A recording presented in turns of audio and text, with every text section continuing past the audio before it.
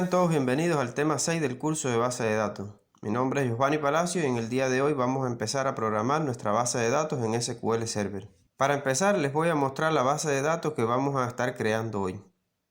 Vamos a programar la base de datos que ya conocemos y hemos estado trabajando en videos anteriores, la cual contiene carrera, alumno, profesor y materia. Entendemos que una base de datos es todo este conjunto de tablas y la cual tiene que tener un nombre y le vamos a llamar escuela. Una vez que ya la creamos, la vamos a utilizar. Es decir, le vamos a decir a la PC que vamos a estar utilizando la base de datos escuela. Una vez creada la base de datos, tenemos que crear el contenido. Sería ir creando las tablas que tiene la base de datos. Y vemos que tenemos 7 tablas. Podemos identificar una tabla como aquella que tiene atributos o campos. En este caso, son las que se muestran en el recuadro rojo. Una vez creada la tabla, debemos decirle a SQL cuáles son nuestras llaves primarias y nuestras llaves foráneas. Recordemos que las llaves primarias son las que están totalmente rellenas y las llaves foráneas son las que están rellenas a la mitad. Una vez identificados todos nuestros datos en SQL, tenemos como resumen que la base de datos que vamos a crear hoy se llama escuela y que tiene 7 tablas. Vamos a empezar poco a poco desde cero. Podemos ver que si lo ponemos de una manera lineal, esto es lo que vamos a hacer hoy. Vamos a crear la base de datos, vamos a utilizarla, vamos a crear las tablas y a su vez identificar las llaves primarias y foráneas. A todo esto se le conoce como DDL, un lenguaje de definición de datos. Ya que lo entendimos, vamos a empezar. Teniendo abierto ya nuestro SQL, lo que vamos a hacer es crear nuestra base de datos. Para esto usaremos la siguiente instrucción: Create Database. La seleccionamos y ejecutamos.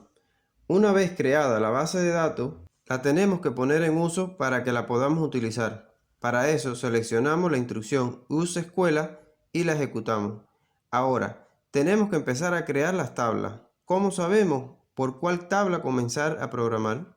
Bueno, tenemos que empezar por las tablas que sean independientes, es decir, que no dependen de otras, que no tengan claves foráneas como podrían ser carrera, materia y profesor.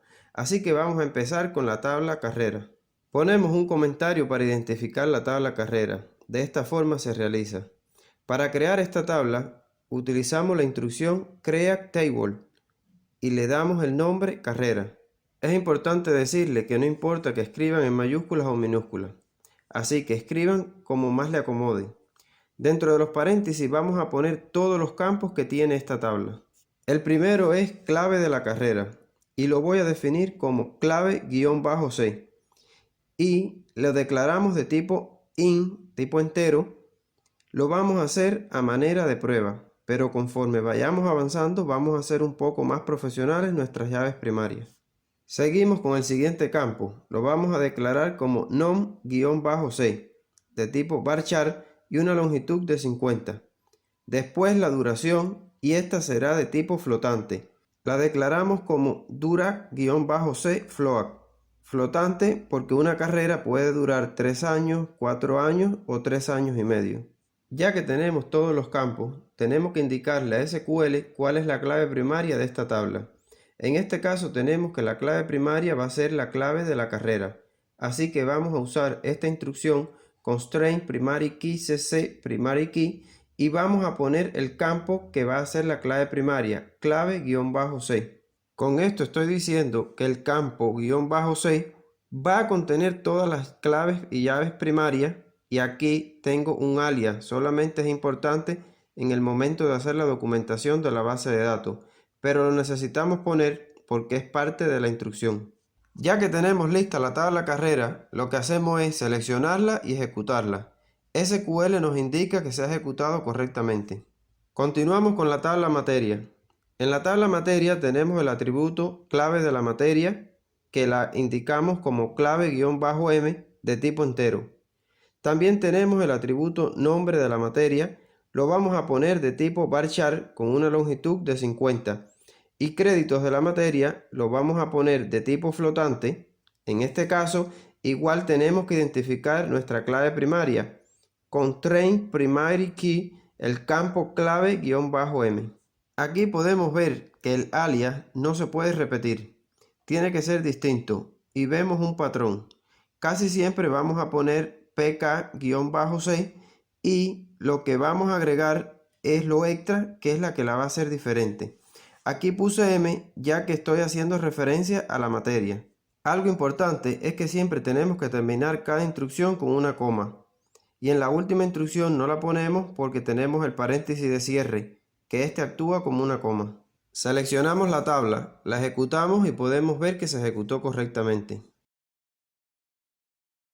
Vamos con la tabla del profesor. Vamos a tener una clave del profesor de tipo entero. También necesitamos el nombre del profesor de tipo varchar con una longitud de 150 como máximo. La dirección del profesor de tipo varchar con una longitud de 200. El teléfono de tipo begin que nos permite almacenar todos los números que son necesarios para un teléfono. Como último tenemos el horario del profesor que es de tipo daytime y vamos a indicar que tenemos como clave primaria la clave del profesor. Con esto ya tenemos la tabla profesor. La seleccionamos, ejecutamos y podemos ver que está correcta. Ahora, una vez que pusimos todas las tablas independientes, podemos poner las tablas que dependen de otras. Vamos a empezar. Ponemos el comentario tabla alumno con una clave foránea. Primero tenemos la matrícula del alumno de tipo entero, el nombre del alumno de tipo varchar con una longitud de 150. También tenemos la edad que va a ser de tipo entero, el semestre del alumno de tipo entero también, el género del alumno de tipo varchar con una longitud de 10 porque vamos a ingresar masculino o femenino. Y también tenemos la clave -C1. Esta clave hace referencia a la clave primaria que está en la tabla carrera. La ponemos de tipo entero igual que está en la tabla carrera. También tenemos que indicar cuál es la clave primaria de esta tabla. La clave primaria es la matrícula del alumno. Como vimos en el comentario de esta tabla, ya tenemos una clave foránea y la vamos a indicar de la siguiente manera.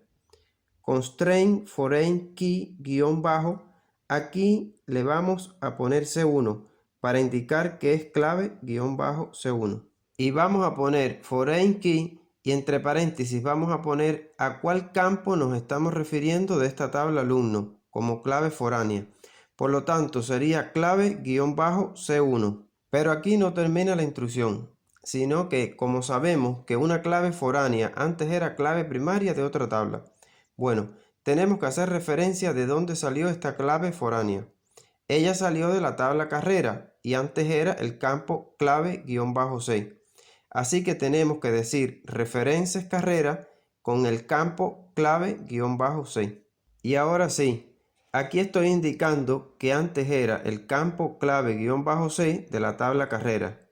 Con esto ya tenemos terminada la tabla alumno. Lo que hacemos es seleccionarla y ejecutarla. Vemos que se ejecutó correctamente.